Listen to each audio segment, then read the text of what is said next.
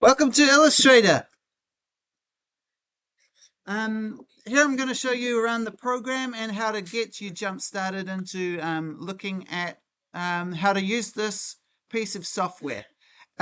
Here we have Illustrator. It's opened up this welcome screen, and the first thing we're going to do is new file.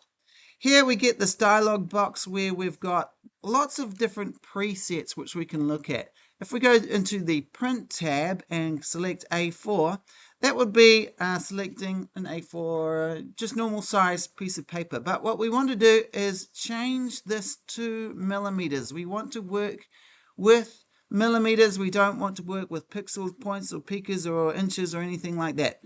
Millimeters is the way to go. And we will create that. So here we've got the new document come up. Let's have a look around the program. At the top here with the file, edit, object, and so forth, that's what we'll call the menu bar. The menu bar. Here, this document here, which we can pull out and put back in, is we will call our page, and the page here is situated on a gigantic artboard. Okay, on the left we have our tools, which we'll all find useful, including a small little palettes thing here, and on the right we've got some palettes. The palettes that appear open for you are properties, layers, and libraries. We'll keep the properties palette open. On the side here, it might appear a little bit different, but we've got some things that I've set up for myself, which are also palettes. Just the tiny little icons, which you can drag off and on to that sidebar there. Okay, now let's have a way to, you need a quick way to navigate around. So if we want to look around the artboard and navigate around the artboard, we can press the space bar with your index finger. Press the space bar, and that you can click and drag, and so you can move the page around. If you want to zoom up, add a control to your space bar, and the pointer will become a magnifying glass, which you can drag and drop a square, and so you can look at that, or you can just click up and up and up. Now, if you want to go backwards and zoom out, then you can add Alt. So you'll be pressing Space, Control, Alt. Slight variations of keys for the Mac if you're a Mac user. And then that way you can go in and out. So that's the quick way to navigate around your page. Let's explore some of the tools. So this one here is the main tool that you will use. It's called the Move tool. It's basically a pointer. It helps you select things.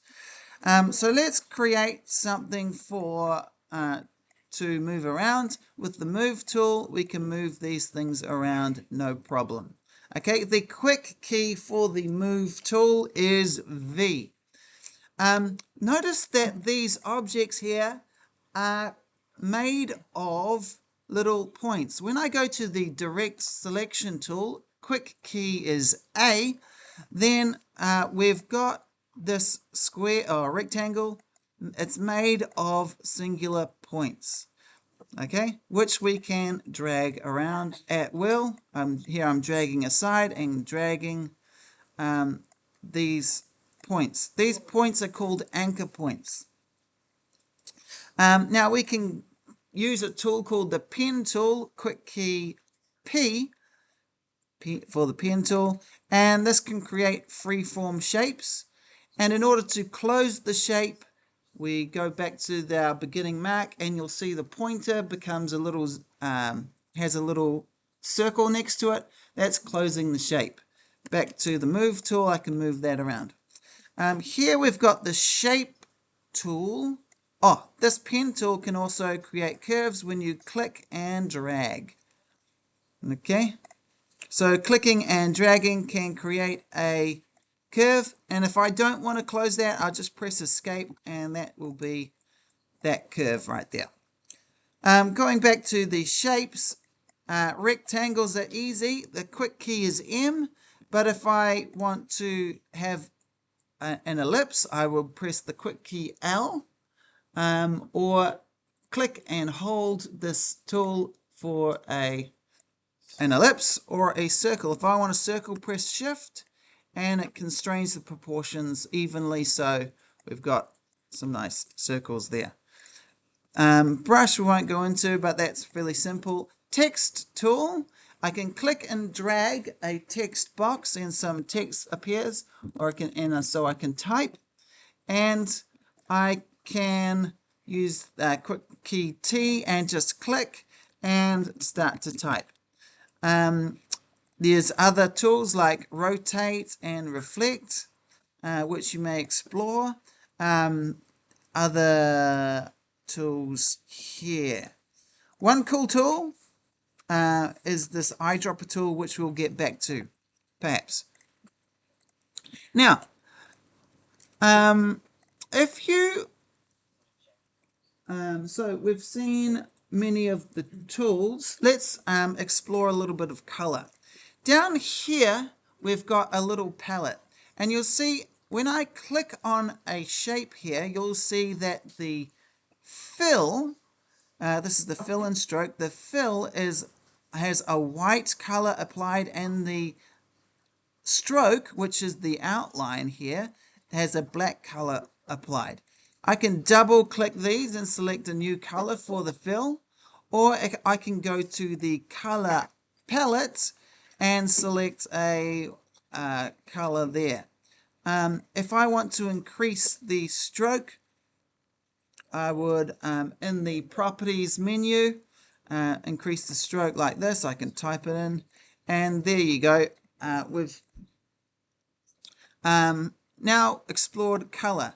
While a object is selected, I can click this little arrow here, which swaps around the stroke and fill, or I can select that this does not have a stroke now. It just has it has no color applied to the stroke. Okay, let's apply that color again with just as an example. Now we've explored color and we've explored the stroke. The color here is going to be important for our laser cutting because it doesn't print the fill. It does print the stroke. So with this circle here, I'm going to apply a no color to the fill and understand that the printer is just going to read the stroke. That's where the laser is going to go around. In order for the printer to understand that it's going to cut, I'm going to select the red color. In order for the printer to understand that it's going to just emboss, or like a score, I'm going to select just the ordinary black color. And that is the way. So all of these here are embossed, but this one here, it's going to cut a hole. So please understand that the printer can read lots of colors, but we need to assign different speeds and different power ratings to each of the strokes in order for it to understand if it's going to cut all the way through the material, or just cut part way through the material, or just do a little embossing, just like burn the surface. Okay. Now we've gone through the tools with the quick keys. we can do a little quick exercise here on let's do text. Text is when you select the text, you can go to the characters palette, or there's a quick one here in the character here. You see it's a double up. So you can change the font or the typeface if you like. You can change the size, weight, and you can change the leading, the kerning, and so forth. Please understand that the printer's not going to be able to read this text until you make it outlines. Here's how to make it outlines. Press Shift, Control, Shift O, or I'll just undo that with Control Z, or you can go Object. Oh, sorry, is it Type?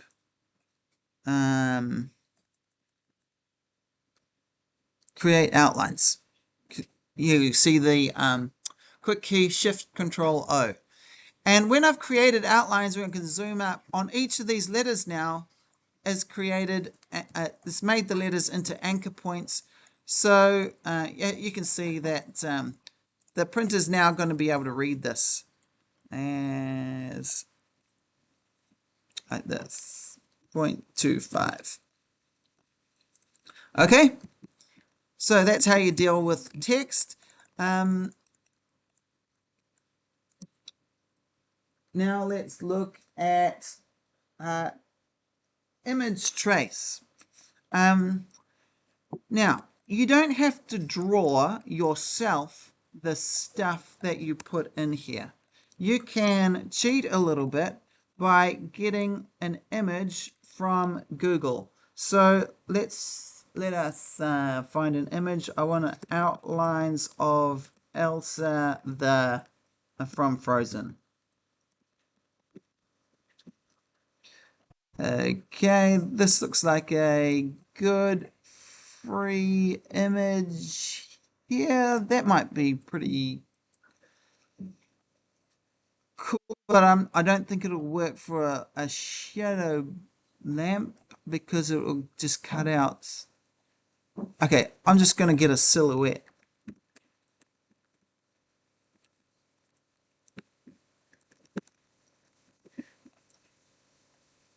Okay, let's say I wanted to create this for my shadow lamp. I'm going to copy this image and paste it on here. Now, the printer's not going to be able to read this. It's just, this is at the moment, this is pixels. We need to make this into vectors. So what we're going to do is we're going to, in our properties, we can go image trace. You can also go object down here, image trace, and make. And it's given us an approximation. You can change the settings, and you can even get like really into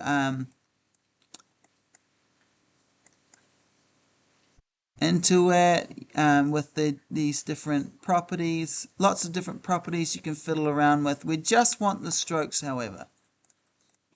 I'll just do the fills and make it strokes. So I think that's good. And then I want to expand. And when I expand that, and I'll ungroup them, I'm going to delete here the white background it created. And now it's from the internet. Now it's all vectors with manipulatable anchor points.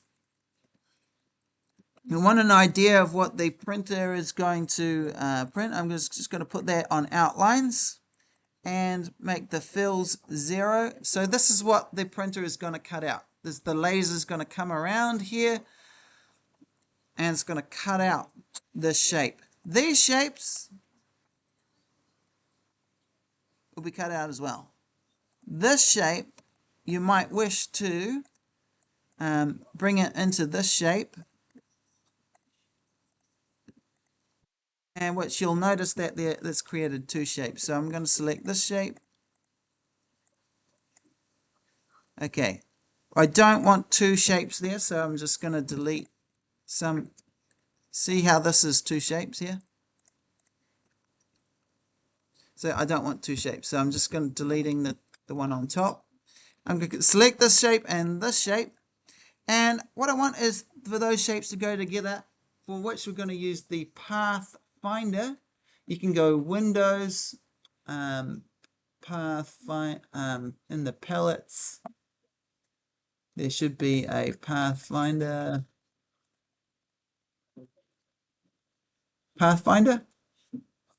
This palette here, it's also anticipates me. It's on the properties palette, and if we select those and we press this one here, which is called unite, it unites these two shapes. Okay, so in that way you can quickly get something of your design going. Having a closer look at this Pathfinder, you've got other things. So let's say you wanted a star shape to be in here, and you wanted it to be cut. Instead of uniting, what you can do is you minus the front. Oops. You can, I'll just put that in the front, and I minus the front. Oh, I've got to select both.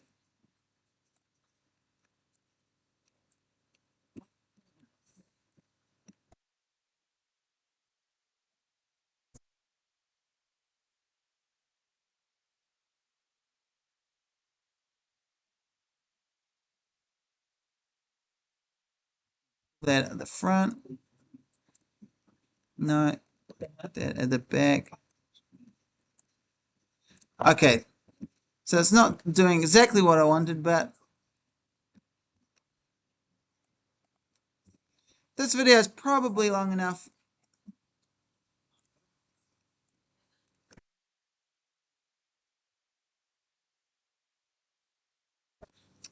For us to go ahead with, and those are all the instructions that I'm going to give you today. Hopefully this has boosted your awareness and ability to operate Illustrator.